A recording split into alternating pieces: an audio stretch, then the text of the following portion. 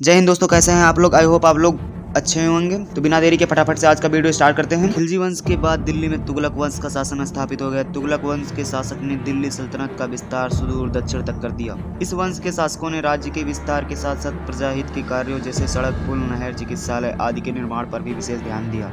तुगलक वंश का प्रथम शासक गयासुद्दीन तुगलक था। वह 1320 ईस्वी में दिल्ली की गद्दी पर बैठा। इसने अलाउद्दीन खिलजी की कठोर नीति को त्याग कर उदारता की नीति अपनाई। इन्होंने प्रजा के असंतोष को कम करने के लिए कर को कम कर दिया, साथ ही साथ कृषि को प्रोत्साहन दिया। गयासुद्दीन तुगलक की मृत्यु के बाद उसका पुत्र जौना खां मोहम्मद बिन तुगलक के नाम से 1325 ईस्वी में सुल्तान बना। इसे दिल्ली सल्तनत का सबसे विद्वान सुल्तान माना जाता है।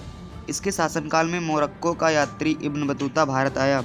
इब्न बतूता ने अपनी पुस्तक रेहला में भारत यात्रा का वर्णन किया है। सुल्तान ने साम्राज्य की प्रगति सुव्यवस्था के लिए कई नवीन योजनाएं चलाई थी, जिससे आर्थिक सुधार हो सके। सुल्तान के द्वारा चलाई गई ये योजनाएं प्रायः असफल रहीं, क्योंकि उसने उनको सही तरीके से लागू नहीं किया। राज्य की आय बढ़ाने के लिए मोहम्मद बिन तुगलक ने गंगा एवं यमुना के बीच समृद्ध एवं उर्वरक भूमि दोआब में कर बढ़ाने का एक प्रयोग किया। उसने वहां भूमि कर में वृद्धि की तथा कुछ अन्य करों की भी वसूली शुरू कर दी। जिस समय यह कर लगाया गया उस समय वहाँ भयानक अकाल पड़ा हुआ था, किंतु निरंकुश शासक के भय से अधिकारियों ने सुल्तान को इसकी जानकारी नहीं दी एवं बढ़े कर की वसूली जारी रखी। अतः खेती बर्बाद हो गई तथा किसान अपने अपने घर छोड़कर जंगलों में छिप गए। इन कारणों से लोगों ने कर देने से मना कर दिया और विद्रोह कर दिया। बाद में सुल्तान ने राहत के लिए बीज एवं ऋण की व्यवस्था भी की, किंतु तब तक विलम्ब हो चुका था। अतः सुल्तान की कर बढ़ाने की योजना असफल हो गई। राजधानी परिवर्तन वस्तुतः एक द्वितीय राजधानी की योजना थी। मोहम्मद बिन तुगलक के शासन काल तक दिल्ली सल्तनत का राज्य एक बड़े साम्राज्य का रूप धारण कर चुका था। इसमें मालाबार को छोड़कर दक्कन के सभी राज्य जुड़ चुके थे। अतः दक्षिण के इन राज्यों को कुशल प्रशासन देने के लिए द्वितीय राजधानी की योजना बनाई गई। सुल्तान ने दिल्ली के स्थान पर देवगिरी को द्वितीय राजधानी बनाने का विचार किया। वह दक्षिण भारत को जोड़कर एक सी प्रशासनिक व्यवस्था करना चाहता था। देवगिरी का नाम दौलताबाद रखा गया। दिल्ली से दौलताबाद जाते समय लोगों को रास्ते में कष्ट न हो, इसलिए राज्य द्वारा सुविधाएं भी दी गई थी। रास्ते का कष्ट तथा दौलताबाद की जलवायु दिल्ली वासियों को रास नहीं आई। वह वहां से दिल्ली वापस आना चाहते थे। दक्षिण का रहन सहन, खान पान, वेशभूषा तथा मौसम दिल्ली से भिन्न था। करीब 2 वर्ष बाद सुल्तान ने दौलताबाद छोड़ने का निर्णय लिया। उसे महसूस हुआ कि जैसे दिल्ली से दक्षिण पर नियंत्रण कठिन है, इसी प्रकार दक्षिण से दिल्ली पर नियंत्रण कठिन है। इसी प्रकार सुल्तान की द्वितीय राजधानी परिवर्तन की योजना भी असफल हो गई। जिस समय सुल्तान ने सांकेतिक मुद्रा के प्रचलन की योजना बनाई थी, उस समय विश्व में चांदी उत्पादन में काफी कमी आ गई थी। उस समय चांदी के सिक्कों का प्रचलन था। सुल्तान ने चांदी के सिक्कों के स्थान पर मिश्रित धातु के सिक्के चलाने का आदेश दिया। इन सिक्कों का मूल्य चांदी के सिक्कों के बराबर ही माना गया। सांकेतिक सिक्कों के प्रचलित होते ही लोगों ने जाली सिक्के बनाना शुरू कर दिए। थोड़े ही दिनों में इन सिक्कों की भरमार हो गई। विदेशी व्यापारियों ने सिक्कों को लेने से इनकार कर दिया। अतः भारत की चांदी यहाँ से भारी मात्रा में बाहर जाने लगी। सुल्तान ने सांकेतिक सिक्के बंद कर दिए। इन सिक्कों के बदले राजकोष से चांदी के सिक्के दिए गए। सांकेतिक मुद्रा पर यदि कोई राज चिन्ह अंकित होता और सरकारी टकसाल पर उचित नियंत्रण होता तो शायद यह स्थिति न आती। इस योजना से राजकोष पर बहुत बुरा प्रभाव पड़ा। सुल्तान अपने शासन के अंतिम काल में राज्य की आंतरिक अशांति से परेशान रहा। उत्तर एवं दक्षिण दोनों भागों में विद्रोह शुरू हो गए। केंद्रीय शासन प्रणाली होने के कारण सुल्तान स्वयं दोनों स्थानों पर पूर्ण नियंत्रण न रख सका।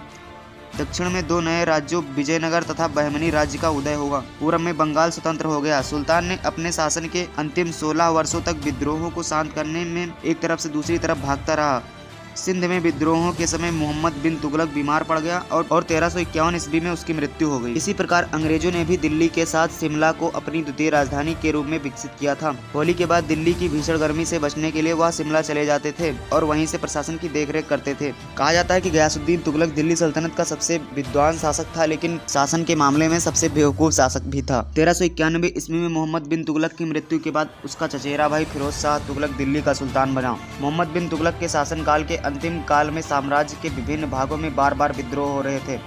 अतः गद्दी पर बैठते ही सुल्तान के लिए सबसे पहली समस्या यह थी कि विद्रोहों को शांत कर साम्राज्य के विघटन को कैसे रोका जाए। इसके लिए उसने अमीरों, सेना तथा उलेमा वर्ग को संतुष्ट करने का प्रयास किया और इस्लाम के नियमों अनुसार राज्य प्रशासन चलाया। सुल्तान ने साम्राज्य को बढ़ाने के लिए कोई सैनिक अभियान नहीं किया। जो भी आक्रमण किए गए वह साम्राज्य की रक्षा के लिए किए गए। उसने उन्हीं प्रदेशों को अपने पास रखने की कोशिश की जिनका शासन केंद्र आसानी से हो सकता था। उसका शासनकाल जन कल्याणकारी कार्यों के लिए प्रसिद्ध था। कृषि की सिंचाई हेतु उसने नहरों का निर्माण कराया, जैसे यमुना नहर, सतलज नहर आदि, जिनसे आज भी सिंचाई होती है। इसने कृषि की उन्नति की। बंजर भूमि से प्राप्त आमदनी को धार्मिक एवं शैक्षिक कार्यों में खर्च किया। सुल्तान ने जौनपुर, फिरोजपुर तथा फिरोजाबाद आदि नए नगरों की स्थापना की।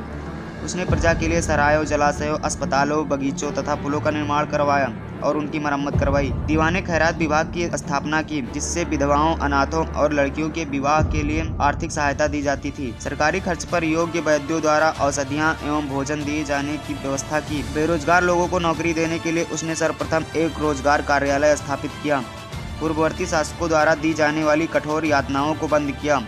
लोकहित के कार्यों के कारण फिरोज तुगलक को याद किया जाता है।